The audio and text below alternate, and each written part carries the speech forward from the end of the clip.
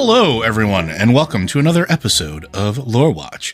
I'm your host, Joe Perez, one of several lore-focused folks from Blizzard Watch, and I've got my stupendous tinfoil hat-wearing amigo with me, Matt Rossi. How you doing today, Matt? I ripped it off. I don't wear it. Let them come in. Let them invade me. I don't care. Which is good, because that's going to be necessary for today. Today is going to be another What If episode. The first one seemed to go over very well. You all enjoyed it. And so we're going to go ahead and do another one today. But that doesn't mean that we still don't want your questions. If you have questions for this or any of our podcasts, be sure to send those in to podcast@blizzardwatch.com. Specify the show that it is for in the subject line, and please provide any special pronunciation or phonetic spelling of your name so that we don't mangle it as much. I can't promise that I will never mangle it, but, well, we'll try. If you want to hit us up on Discord, we have the QN Podcast Questions channel, which is open to everybody. Same rules apply there. And if you are a Patreon supporter, as a way of saying thank you for helping us keep the lights on, we have the Patreon QN Podcast Questions channel set aside for you, where we tend to look first for our questions and topics. So this What If, I posed a question to Matt. Two options, really. And one that I know I've thought about a lot, and I don't know if Matt has before this, but Hearthstone actually originally did this with the whole Death Knight event that they did a while ago, where different characters had fallen under the sway of the Lich King or possibly became the Lich King instead of Arthas. So I don't know which one Matt wants to cover, so we're going to do this live. The two options here are what if Jaina had become the Lich Queen, which I think has been explored a little bit before. And the other one is what if Kael'thas had become the Lich King. Matt, which one do you want to go down the rabbit hole with me on? Honestly, I kind of feel like we should start with one and then maybe embrace the possibility that we'll have to talk about the other one. Because I don't know that I have a lot to say on these guys. They were not the characters I thought would be interesting when I thought about alternate Lich Kings. Really? Yeah. Because for one of them, I don't think it would have happened. Like, I just don't see a path to it. And the other, I don't think would be very effective at it. So tell me which of those two options are you more interested in hearing me talk about? And I have a feeling I think the one that you think doesn't have a path towards it is Jaina. No, I think Jaina could be the Lich King. Absolutely. Lich Queen, you think that she would not be effective at it? Interesting. Let's explore this. Let's talk about this. When I say not effective, I don't mean that Jaina isn't competent or able to be. I'll just say it. There is no way that she goes into a battle of minds and wills with Ner'zhul, and it takes her 10 years to win it. That clown would be done in 5 minutes. And then what you have is Jaina, with her own will, immediately upon putting the hat on, in control of all that power, and not beholden to any, deals with the Legion or anything like that. Immediately. So you don't think that back then, at the younger age, even though she was an incredibly talented mage, and even though she was studying under Antonidas, which she was at the time, that the Helm of Domination would not have posed any threat to her, potentially? I'm not saying the Helm wouldn't. I'm saying Ner'zhul wouldn't. Which I agree with. I think she would clean Ner'zhul's clock. Yeah. And what happens then is Arthas is not... Arthas, for all of his positive qualities, Arthas is not a deep thinker. Arthas likes to decide, okay, this is the way. Jaina thinks very hard about what she's going to do. And it's a problem in some cases. Mm-hmm. Like, we've seen that for Jaina, that can be a real issue. Like when her father showed up and all of that stuff went down. And that's, I think, it's the fact that that stuff happened with her father is the reason I think, let me put it this way. If Jaina becomes the Lich Queen, how does she get there? Do we assume that does she help Arthas' Stratholme? That's not happening. So here's, Let me just go through this and then you can jump in. The reason I don't think she's going to help Arthas at Stratholme is the reason that she objected to Stratholme wasn't just moral. It was moral, but it was also a dumb plan. Mm-hmm. Jaina doesn't do dumb plans. If Jaina comes up with a plan, the only reason it won't work is if something happens to stop her. We've seen Jaina do horrible things. We saw it when she was going to destroy Orgrimmar. She was so wrecked after Theramore that she was going to literally wipe Orgrimmar off the map. When we see that, neither Thrall nor Caligos are going into this thinking, oh, I can stop her. They're thinking I can talk her down. Thrall didn't even try. He made noises about it, but he knew with the power of that focusing iris, she is going to crush me. Yeah. And that's the thing about Jaina. You put power in Jaina's hands. So I shouldn't have said wouldn't be very effective. I think what I meant to say was the story would be like over very quickly. Go ahead. Yeah, I think here's where maybe we diverge a little, because I agree with the sentiment, right? And this is why this I always thought was an interesting sort of thought process. If she was to be in this position, one, it's the idea of what catalyst would push her that way. For those of you at home, the original Plague of Undeath was definitely not just done by the Lich King or anything like that. It involved the Nathrezim, the giving infected grain to people and turning them into the Scourge, essentially. That's what started it as the catalyst, because that was sort of Arthas's weak point. That was sort of the dent in the armor that they could exploit. Yeah, and we also have to keep in mind that it was Kel'Thuzad who Arthas was going up against. And Kel'Thuzad was a lot smarter than Arthas. Smarter than Arthas. And the question, the reason that I think that the what if part is curious to me is what circumstances would entice Jaina to start looking into that power, because I think that's the vector, right? See, here's the thing. Here's the thing, because I had a thought about that, and I was going to stop because you wanted to go. Sure, go ahead. But I think that the way to get Jaina as a Lich Queen is to make her aware of the other possibilities. Mm-hmm. And basically, I could see Jaina absolutely doing an end run around all of them. And when I say all of them, I mean she'd literally go around Kel'Thuzad and go straight for the Lich King, for the Ner'zhul Lich King. And I could see her offering a deal to him that, I'll be your servant. I know way more about magic. I'm much more, Arthas has his qualities, but let's be upfront here. If you want somebody who can wield power, I'm your girl. And I think that would appeal. And I see that her doing this. I would see her doing this partially to save him, because she did love him. They were in love, although they were both very young. Like Jaina now is a mature woman. Jaina then was young. And as you pointed out, she's young, so it's not the same as the Jaina of today. She hadn't been through as much yet. But she makes the deal, she puts on the hat, and then she wipes him out. Like she there's no reason to believe she would actually keep her word. Well, and I agree with that. That's the difference. That's the other thing about Jaina. Jaina has been revealed over the years. Jaina will straight up just go if you push her hard enough.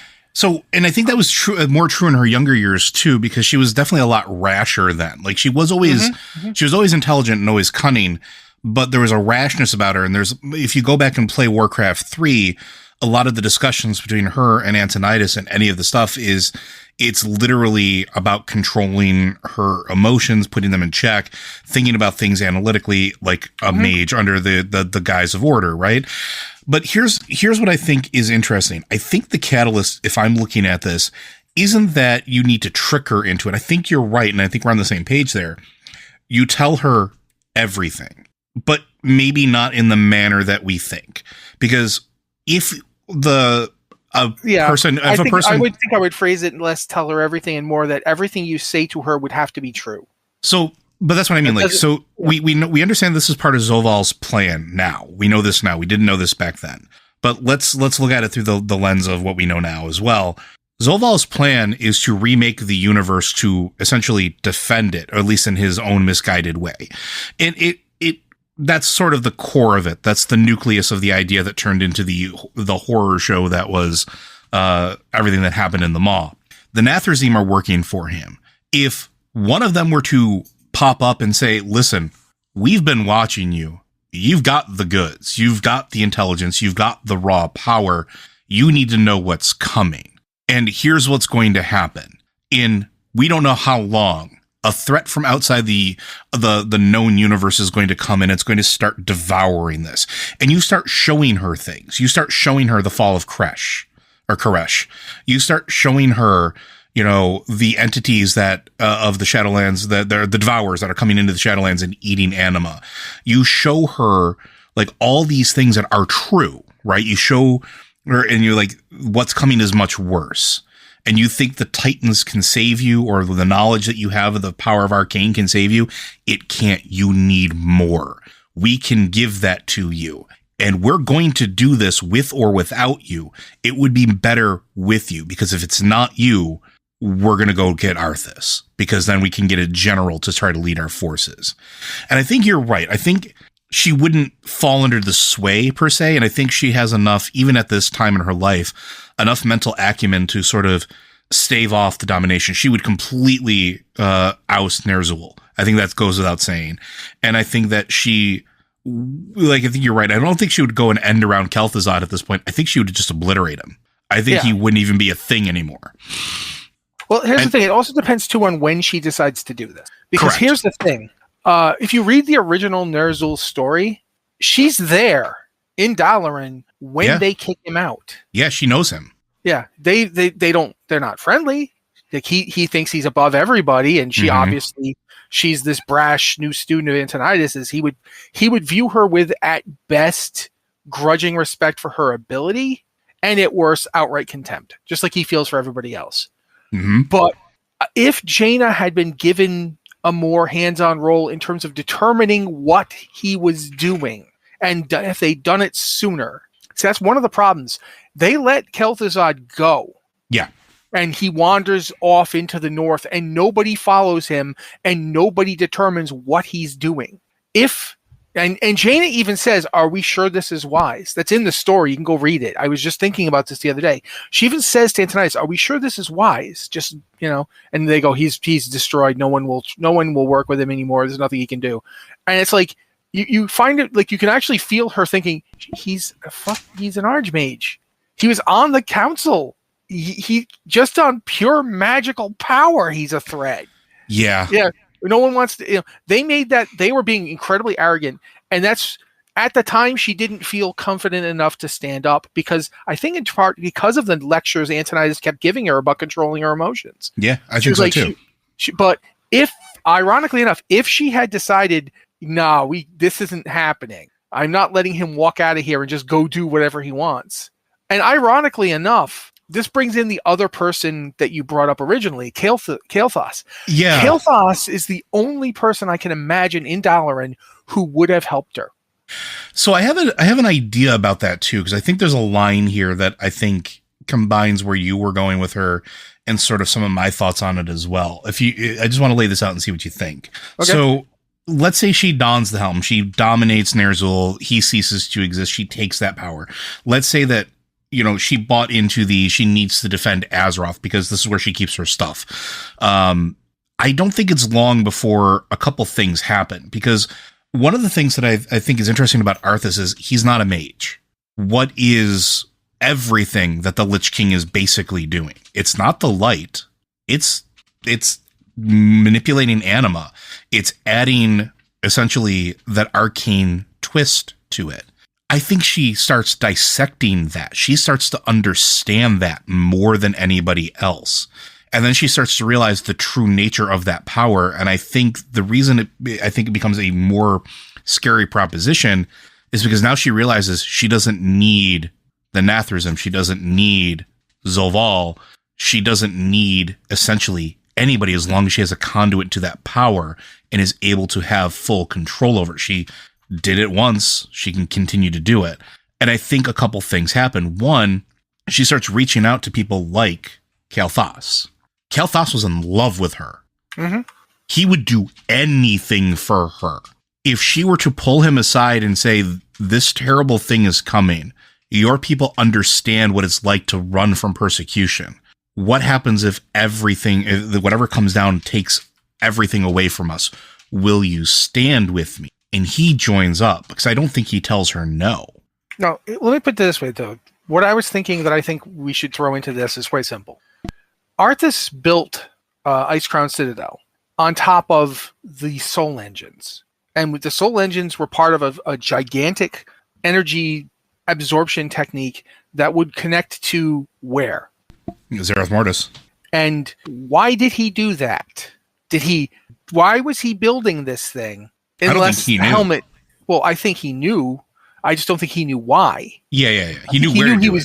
He knew he was doing it. He didn't know why he was doing it. Mhm. He was just doing it because it kept coming to him to do it. Because through the helmet, as you pointed out, it's the helm of domination. It was dominating him. And I've said before that I think the Titans have a very similar kind of command ability to domination magic that, oh, bloody heck, I can't remember his name. He's the Primus. The Primus, yep. The Primus comes up with domination magic, and they actually use it on Zoval. But where did he get it? It had to exist beforehand. Well, that's the thing. I don't know if it had to, but I think it did, because the magic that the Titans used, that Sargeras used to control the demons, is essentially that. And we know this because when we go to Black Temple with a Warlock to get the green fire, there's a whole thing about how the magic that Warlocks use to summon demons is based on that original fragmented magic that Sargeras used to dominate them. And we know we talked about this before with like the Cipher of Damnation, right? We've talked about this. Exactly. We've talked about this before, and it reminds me a lot of like Tolkien's Words of Power, right? Like the stuff that Gandalf and Saruman and them all knew. They were these primal commands, this primal magic that they were able to tap into. And now, let me keep going. Because Jaina had access to everything in Dalaran's library, right? She sure did. And with her... and Kultiris.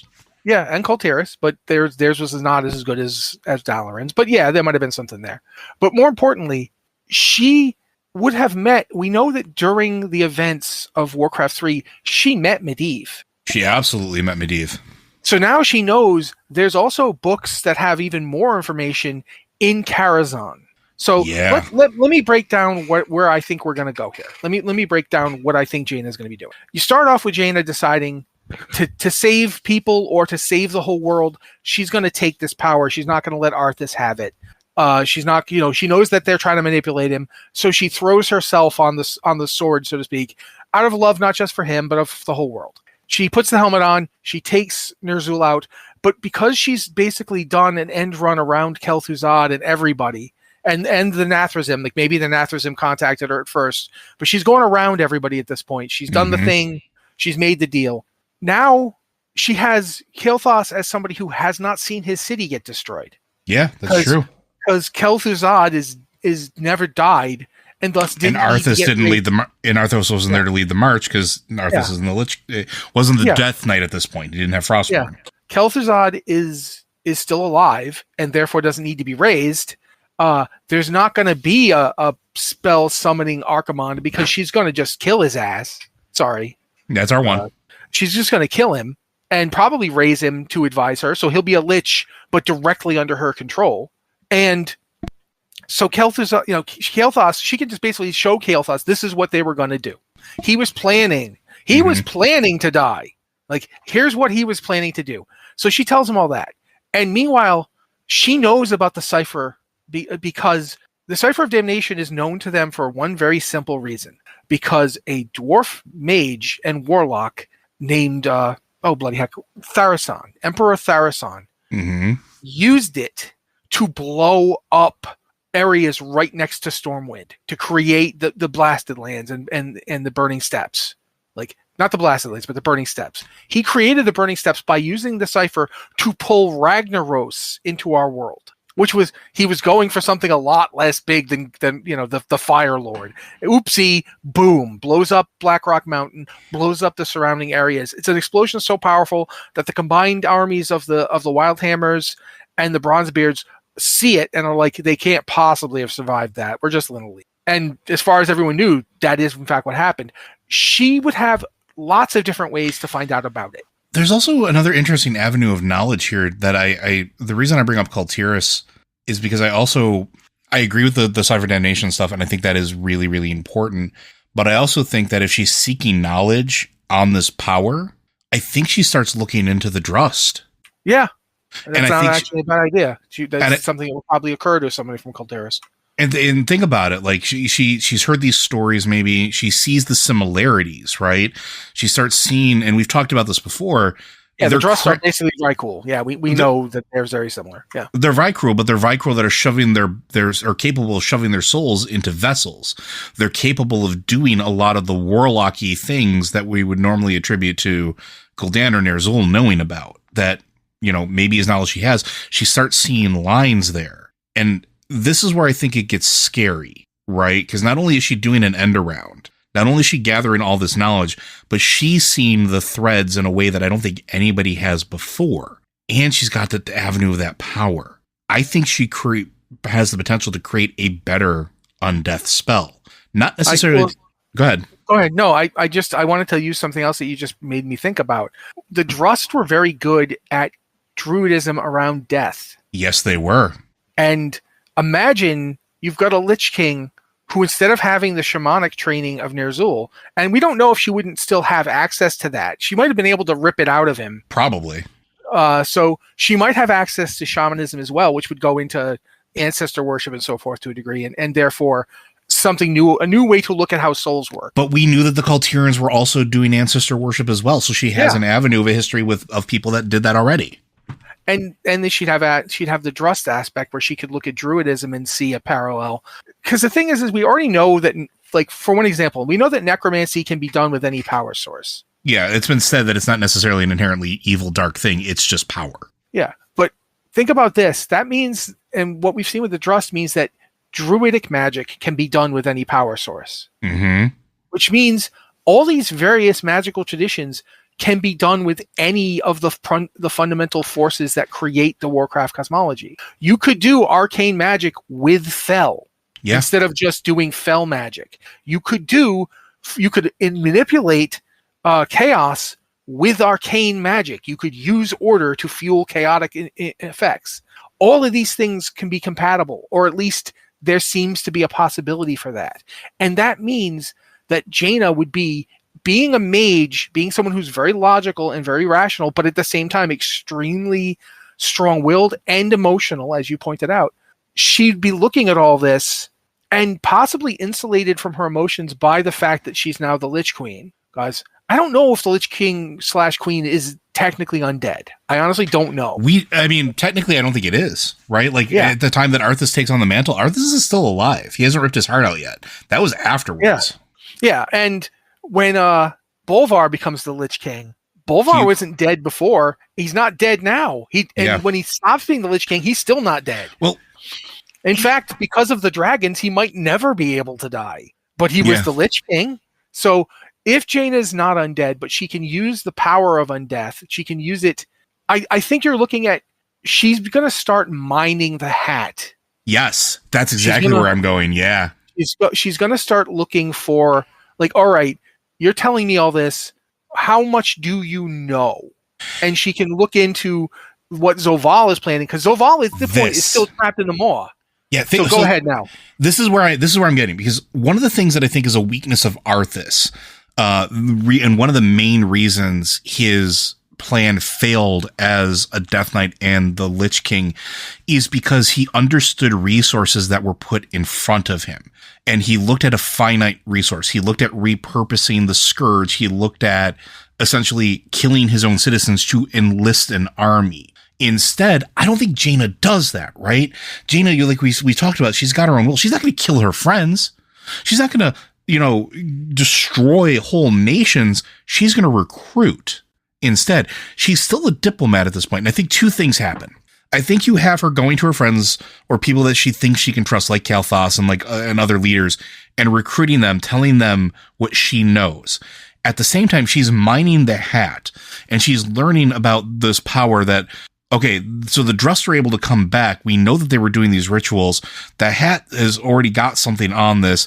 I've seen stuff like this in the archives of Medivh. I've seen stuff like this, maybe possibly in the archives, the deep forbidden archives of Dalaran. Where are they getting their power from? Oh, there's a whole realm powered, or at least where the souls of our departed heroes for countless millennia have gone. Wait, there's souls there from worlds that aren't ours as well?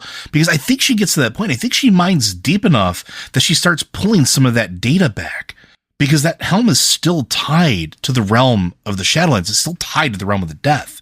And I think instead of killing and resurrecting the people, she starts going and mining souls. She starts bringing anima back.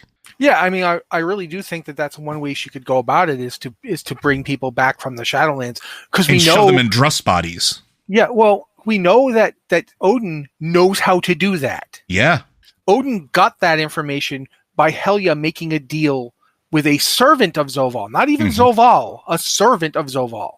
Now, imagine what she could do with a direct access to his secrets. She'd know. Or imagine what she could do if she reaches out to Helya. Yeah, well, think about this. She knows about the Primus. Yeah, she does. She at knows this point, he's Runeforged. She would know. And here's the thing.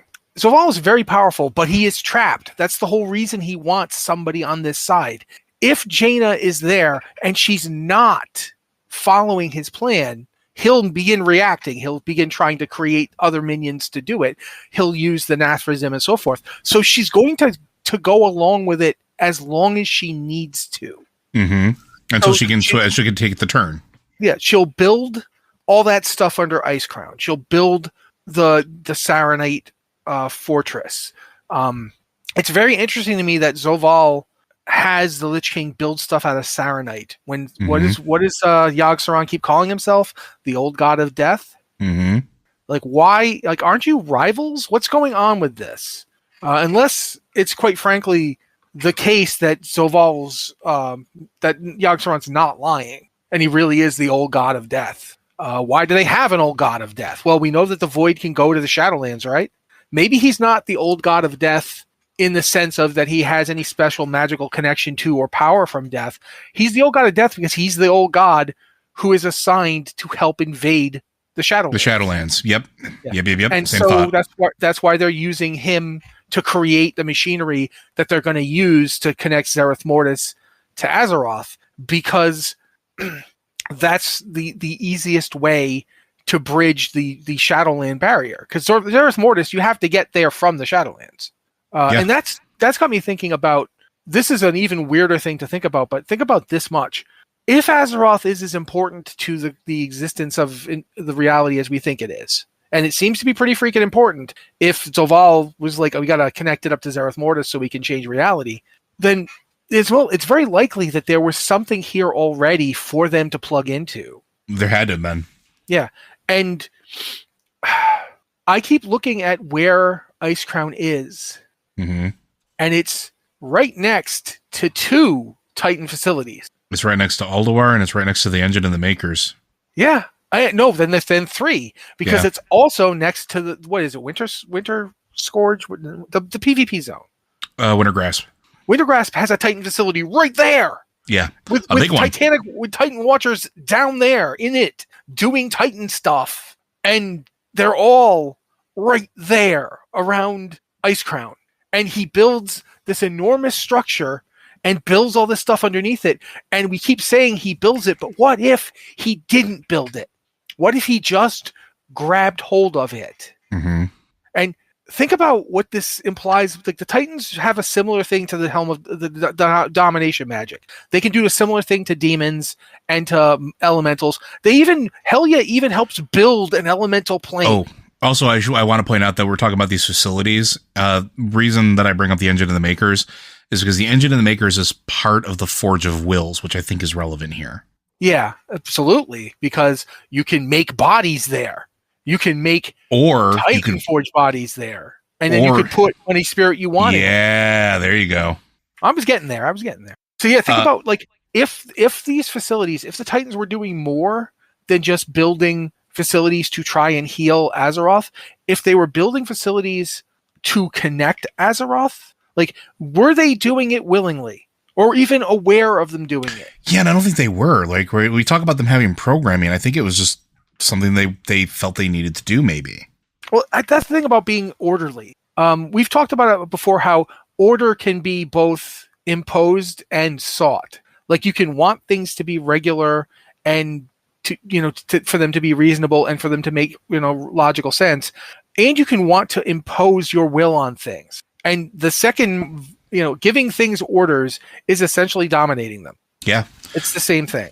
So if you are these orderly beings, they might inherently they view the world as working this way. They view the world as like what they did to the elementals or what they did to the demons. You grab these things that are not inherently part of your order and you order them, both in terms of making them orderly and in giving them orders. So yeah, go ahead. I know you're going somewhere with this that connects. So well, no, what I was thinking is like where I'm going with this is all this knowledge and all these pieces are there. And I think that Jaina is probably the most likely person to see the pieces and start putting this together. And I think all of this starts to play into what is the scariest scenario. Arthas failed because, well, let's be honest. Arthas as a character, his character growth didn't really happen until many, many years after he was already dead. He was a brash child who had daddy issues. He absolutely had a lot of potential. He had potential, but he was there's a reason he was chosen to be a paladin. But absolutely, everything you're saying is correct. Which led him to ultimately fail because he still had the hubris of youth. He didn't have any of the tempering that he needed. And to be perfectly honest, his father didn't, in Uther to a certain degree, failed him because they weren't able to set his expectations outside of the hero worship. And that strive to be a hero ultimately led to his downfall because he fell trying to be that hero and then failed because he wanted us to fall like he did, because he needed to feel validated that he succeeded as a hero. Jaina has none of this, right? She may have some self-doubt early on, and she may have some things with the Antonidas speeches sort of, I don't want to say breaking her down, but I can't think of a better word for it. Shaping her, putting her in a different direction. But she has something that Arthas doesn't have, and that's years of hard discipline.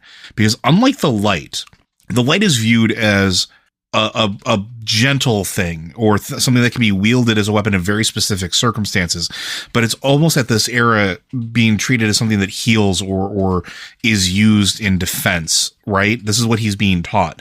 Jaina's been taught that she's a living weapon. Mm-hmm. Well, plus there's the fact that the light doesn't make you learn anything to use it. Correct. The arcane magic is taught. Mm-hmm. You have to sit there and read all this. Well, you've seen how jacked all of these wizards are. The books are super heavy, and you have to pick them up, and now you're all swollen. I'm sorry, I'm just making a joke. The Wizards of Swole are a thing for a reason. Yeah, but seriously, you have to spend years. Look at what happened with Medivh and Khadgar. Khadgar was a child when they sent him to Medivh. He'd already spent years being trained in magic to the point where he could actually be useful to Medivh, the Guardian. And when they sent him, he basically goes from being, having spent his entire life having to study to being thrown in the deep end with one of the most powerful magicians who ever existed. That's how they view all of their students. Yeah. Like there's none of this is, it's like you're here, therefore you have to be ready. Not just because you're a living weapon, because that's a totally valid thing. You can pull arcane magic out and blow things up. And that's a whole part of the human tradition of magic. Humans got magic from the elves in the first place because the elves were desperate and needed someone to help them fight the trolls. And they did not expect humans to be so good with magic. But I think the fact that humans are Titan forged, ultimately, they're descended from actual Titan creations, means that arcane power, order magic, is extremely easy for them. And they just took to it and just started blowing things up. But that's the whole thing. That the discipline you're talking about is part of how magic of their type works in the Warcraft setting. You have to learn this. You don't just know it. You don't just reach out to a higher power and have it fill you with its wisdom and power. You have to learn this stuff. And so it's weird. If you think about like all the other ones, shaman are the only ones I think are comparable. Yeah, maybe. Warlocks to a degree too, but shaman do have to learn what they're doing. They just learn it in different ways. They learn it from actual spirits who come and teach them. They learn it from connections to the world, but they learn it. But there's also a lot of there's a level of discipline with there too that I think is on the same wavelength. It's not. I don't want to. I'm not just tooting the shaman horn because I love shaman, but it's one of those things where like they're taught to control themselves in a manner to speak with their ancestors, to do commune with the spirits, to understand the spirits, and to work with the spirits. They're taught a certain level of patience, which is why dark shamanism is so different. It's demanding and controlling. But it's actually, dark shamanism is actually very similar to arcane magic. And very similar to domination magic. Yeah. It's all about, you will do what I want because I am ultimately stronger of will than you. And there's like a lot of this comes back to what I was thinking about in terms of how you can have death druids. Mm-hmm. Or you can have all these different things. Jaina's, there's two other people I can think of who, if they became the Lich King, would have a really good head start on this. Both of them are night elves. One is Ishara. Yep. If you put the Helm of Domination in Ishara's hands, there's absolutely no way she's putting it on her head. That's not happening. No, she's gonna just absorb that power. She would look at it and go, okay, this magical web here. She would get it even faster than Jaina because she's got so much experience. 100% agreed. Yeah, she would look at this thing and go, yeah, no, this here would try to control me. Here, this power siphon draws from the Shadowlands directly. That's interesting. And she'd start pulling it apart. If you gave it to Illidan, he would basically he would also not put it on. But he would do similar to what Azshara did. He would do similar to what Ashara did, but also similar to what he did when he got the Skull of Gul'dan. He ripped all the power out of it. It turned to dust in his hands. Yeah. And he would have done that with the Helm of Domination, which would mean that what he would have is basically the power flowing into him, which would be dangerous because he wouldn't have the control that Ashara would have.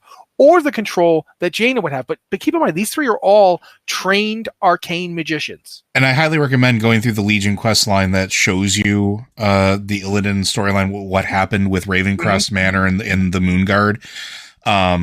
But what I mean with Jaina being scary in this position is the same reason I think Azshara would be absolutely scary in this position as well. You give this thing to Azshara, forget it. Oh my God.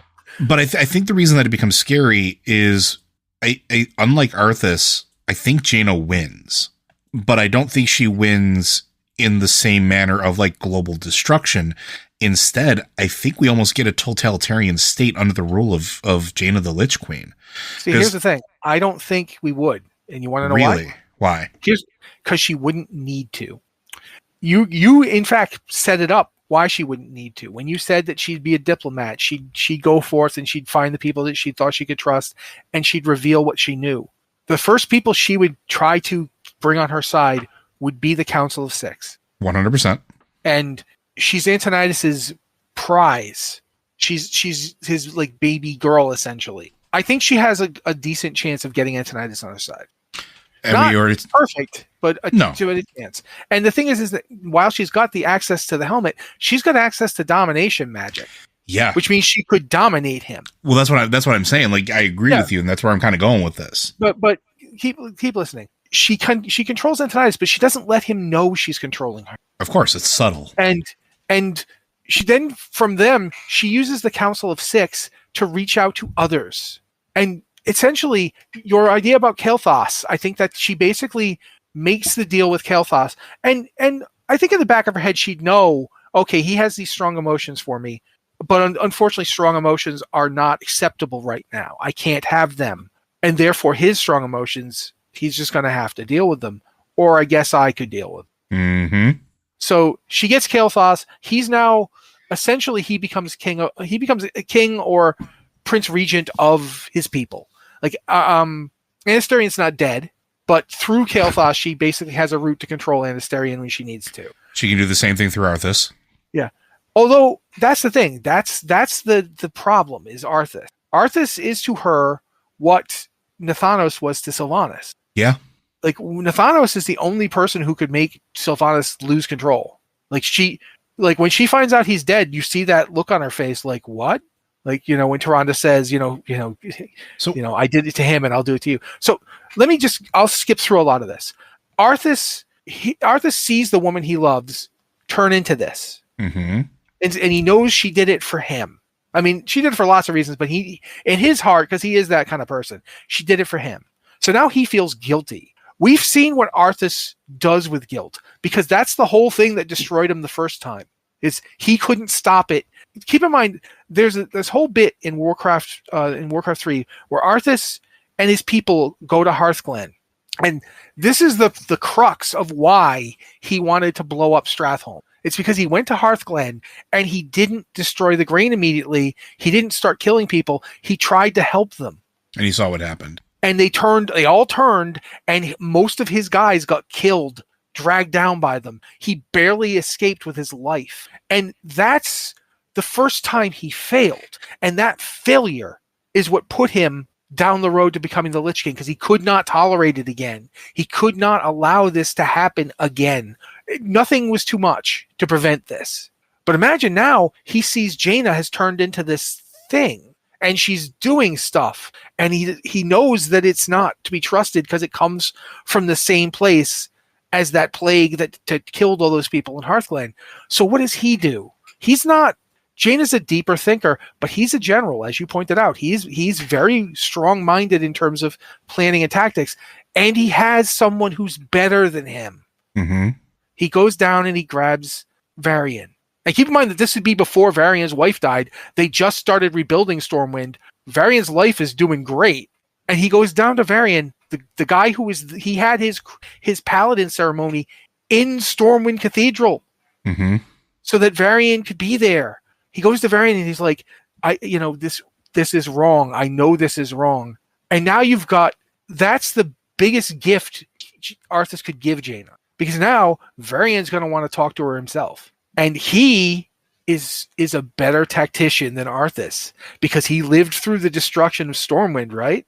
Yeah. So he is not hard to convince. He would go along with it. He always, in every universe, even when Varian doesn't think she's right, Varian goes along with Jaina a lot.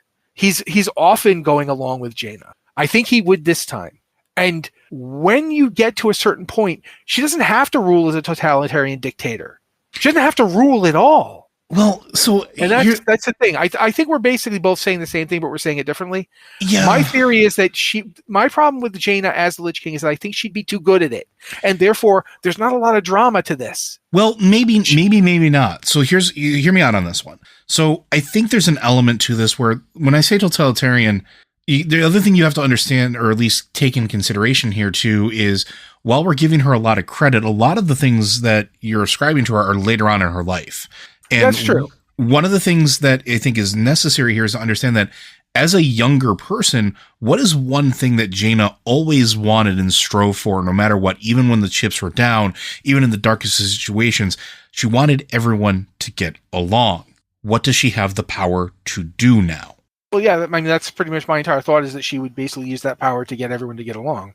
And then I think what happened, and then you have like these heroes that are being put back into Titanforge bodies or Drustforge bodies, whatever you want to call them. You have all these old souls and heroes and anima being reanimated and uses additional armies and forces, very similar to what the Jailer is doing without making the amalgamations. And I think Arthas is the problem for her here. Like he definitely would be. He would not be happy with this. But I think here's the interesting thing. So I think she succeeds, and I think the world, and I'm air quoting this, is at peace. And here's the other thing too. Like with all this happening, do the forces, the Legion's still trying to conquer this planet, mm-hmm. and now they've lost their biggest tool. Like the guy who was going to open the way is gone. So now the Nathrezim, Jaina would have had to have killed them immediately in order to get to this point. She would have to at some point kill them so that she can start moving openly. But now that puts them, the Legion, the Nathrezim know we messed up. We lost control. We need to get the situation back under control. The Legion's a really good tool for that. Like we've been using them this whole time. Yep. We can use them again.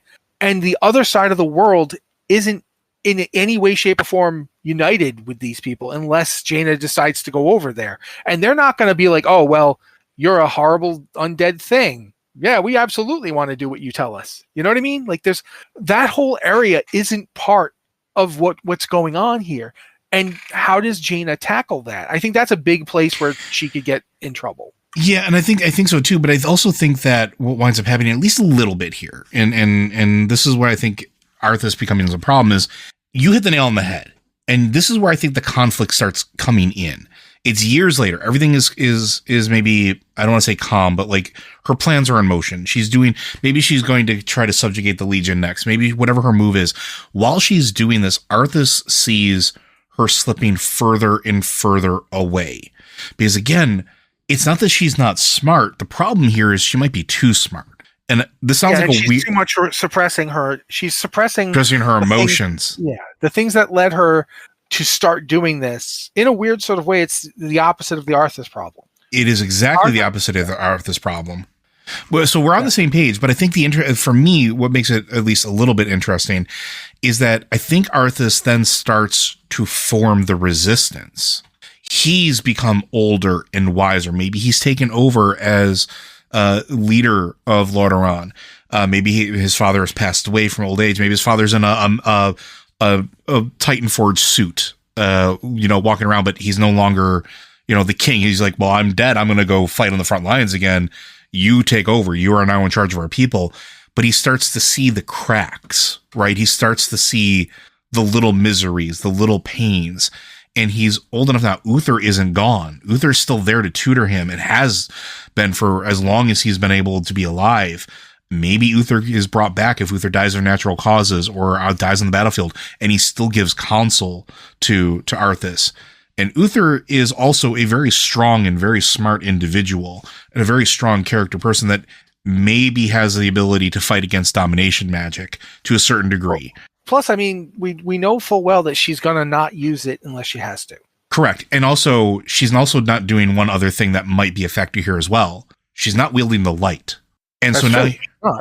so now you have potentially the strife of Arthas wanting to save her in the same way she wanted to save him, but it's just a little bit different. It's just a little bit twisted. He just got it. He has to get that helm off her head. He's got to get 5 minutes alone with her. He's got to talk with her. He's got to remind her of all of the good times and why she did this in the first place. And who she actually is, not the person that she's turning into. And so the game becomes less about survival and more about almost like espionage, almost like you're part of the underground. You are part of Arthas's resistance, not to like destroy people. Maybe you're part of that shamanistic group. Maybe you're part of the, the Druid of the Thorn or the Shaman of the Thorn, or the Tide Shaman or whatever they're called. Maybe you understand now that maybe death is good, and you start to see maybe the Shadowland starts breaking down because it's being starved of anima at this point because she's taking it all out. Yeah. And the universe starts to shift subtly. You start to see the cracks in your power. You start to see the light wane a little, or maybe not the light, but you start to see like maybe the Devourers start showing up more and more frequently. Maybe they start showing up on Azeroth proper, but it's such a minor inconvenience for her. Forces can take care of it. She doesn't see the frequency with which it happens. She doesn't see the farmers. And this is the problem that Arthas had, that Stormwind and the rest of them had. Isolated farmers were dying to the Scourge, and there was nothing they could do about it. And they didn't find out about it until way later. And in Shadowlands, when you're doing the Bastion stuff, you play through one of those events where they're coming in and they're taking out the farmer, and there's no help because there's no warning. Now there is. Except she's not listening. She's too busy trying to subjugate the Legion. She's too busy trying to bring Archimonde to heal or kill Jaden, or maybe the Nathrezim in general. She's got her own plan to keep securing the rest of the universe now that she's got Azeroth under her control. So she's not paying attention. And it's from a place of good where you're trying to fight through her legions, trying to release those souls back, because they should go back to the Shadowlands. They should be back to fueling what the first ones wanted in the first place, because this isn't it. And this isn't going to work. And I think that's where that conflict starts coming in. It takes on a whole different meaning to what we're dealing with now at the cosmic level. And I think that's the twist. And I'm going to shut up and let you talk for a while now. But that's just kind of where I think it goes. Yeah, I mean, that certainly is one direction it could go. But I think one of the reasons that I don't necessarily think Jaina is a good Lich King or Queen or whatever is because I think she could actually do it. Yeah, she could win. And no, not just that. I think she could actually avoid the stuff you're talking about. Like, I don't think. And again, keep in mind the Jaina of that age, not the Jaina we have now too. And I think that plays a factor. Yes, but it does. But you're also forgetting that it still wouldn't be the Jaina at that age, because it would be Jaina after being exposed to this for a decade. Mm-hmm. And that means she'd be thinking, it's quite possible that she wouldn't even try to subjugate the Legion, because that's not all she needs to do is keep them off her. The thing she needs is to get rid of Zoval. I'm thinking you're looking for her to be in Arthas's role as a villain, as somebody that we end up having to stop. I'm looking at her and saying, you know what? She might just be like a better version of the way. I just said his name when we were talking about the other Lich King after Arthas. Kel'Thas. No, after Arthas. No, when Arthas was Bolvar. Dead. Bolvar, thank you. I could not remember his name. Too many people. Yeah, Bolvar, when he had the helmet on, he spent his time probing, trying to figure out what was going on. The problem he had was he didn't have that period of time that Arthas had. And the fact that he also wasn't a trained magician or mage. He wasn't a trained magician, and he didn't really know what he was looking for. He still got glimpses. He still figured some stuff out. But I think for her, Zoval would be her main target all along. And I'm thinking what you would have instead of Jaina as this thing we had to fight and stop is essentially, as Lich Queen, she's successful at being relatively good. Kind of the same way that Bolvar was. Bolvar did some sketchy stuff, like violating a red dragon, a lot. He did some sketchy stuff, but he never lost sight of why he was doing it. I don't think she'd want to run the world, just set up her plan to take out Zoval. Yeah, and I think that's it. Like, I don't think maybe necessarily she runs the world, but I think like if two people start like having a conflict, she's at that point where I don't think she lets the conflict happen. She immediately makes them toe the line. And I don't know that that's the case, but accepting that that's one possibility, and that's cool. That is one way to look at it. I accept that yours is also a possibility. Yeah, but the way I'm looking at it is I can imagine we still get Burning Crusade. Like after she's managed to prevent the Legion initial invasion, but we still get, in fact, WoW might just start with the Burning Crusade.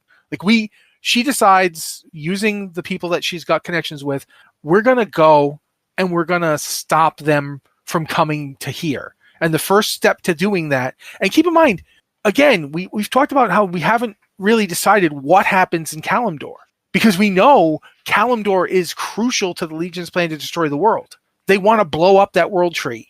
Mm-hmm. They want us to grab all that power and destroy that world tree. And one of the reasons we know in retrospect how important world trees are. We've been talking about this, talking about the end of Dragonflight. Dragonflight, thank you. The end of Dragonflight, we're given tantalizing hints about how important that world tree really was. The primordial original one, about the possible shield over the world it put there. The Legion wanted to blow up a world tree. Why? Why do the Void Lords and their old god servants hate the world trees? They want to see them go up as candles. So Kalimdor is very important for a lot of these things' plans, and therefore she'd have to make some kind of contact with it, right?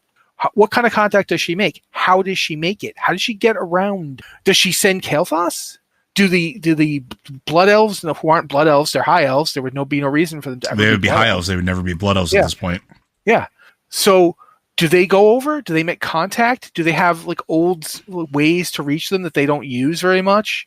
Like, we know that some high elves did go over to Winterspring. That's in the quest in Winterspring. There were high elves that went over during the period of time that they were separated. Some people did make the trip. It wasn't very often, but it did happen.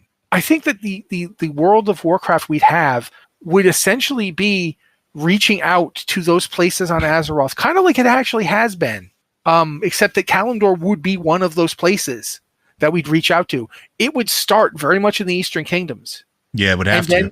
And then there'd be reaching out, going back to Kalimdor, exploring this new world, meeting the elves in a completely different way. And also keep in mind this, with her as the Lich Queen, the orcs still steal ships. Mm-hmm. They still leave, led by Thrall. They still recruit the trolls. They still get to Kalimdor, and there's no humans there. And they get to Kalimdor, they make contact with the Tauren. Eventually, they start having conflict with the elves over resources and so forth. And then suddenly Jaina shows up and engineers a peace. And I think that she could do it with all the stuff that she's got. But I also think that if she did, if she did manage to get over there and do that, she'd have to share what she knows with people with a lot more experience than her. Like you tell the night elves about what you've seen and what you're experiencing. We know that Elune knows about the Shadowland. Yep. We know that Elune knows about the old gods, and there's a connection through the Emerald Dream. Yeah, and we know that Aonar and Elune had a thing going on. There's a lot of ways that this could shake out, where, like you're talking about, where there's a conflict with Arthas and all that stuff. But there's also like a lot of ways where this could be like the thing that we saw Anduin doing in the future back in Legion. This could be that, but with Jaina. And the fact that she's the Lich Queen is this horrible thing that she has to keep. Like, she's doing it, she's keeping it going, but only Arthas might see the toll it is taking on her. Yeah. That it is literally destroying her piece by piece by piece. And so I think if you're going to have a conflict with him, the conflict is not about him, leading a resistance against her, because, or at least not. I don't mean a resistance might be the bad term. Yeah. But your whole thing about espionage is a good way to look at it. But I think, imagine what happens if he takes the helmet from her and puts it on himself. We have a completely different Arthas now wearing that helmet. Yeah. And plus, she's no longer in that role, which means that everything has to change. Like, he could be like, he could do it with the best of possible reasons. He's not doing it for himself. He's doing it for her. Mm-hmm. But by doing that, he cuts her off at absolutely the wrong time. And now we get Shadowlands, essentially. The sky rips open. Zoval's now got his way into the world because all the stuff that Jane has been doing has been poking holes in the veil, right? She's been pulling stuff from the Shadowlands. Yeah, weakening the space between, because, again, pulling those souls back or doing whatever she's doing with the magic and anima that she has access to now. Yeah. And with him wearing the hat, he doesn't have that. He doesn't know anything about it. He doesn't understand it. And there's no Ner'zhul in there for him to fight with. He's great at fighting things, but he's not great at understanding, like, especially not at first glance.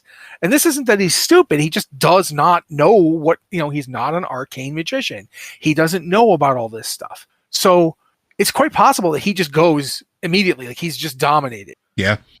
He puts it on, he's dominated, he grabs her, and he goes through the big hole in the sky. And now we have to go do Shadowlands, possibly before we even get to do, that we might do Burning Crusade, where we're helping to stop the Legion. We prevent the Legion trouble for a while, and then boom, we're right into Shadowlands. It might be the second thing that happens.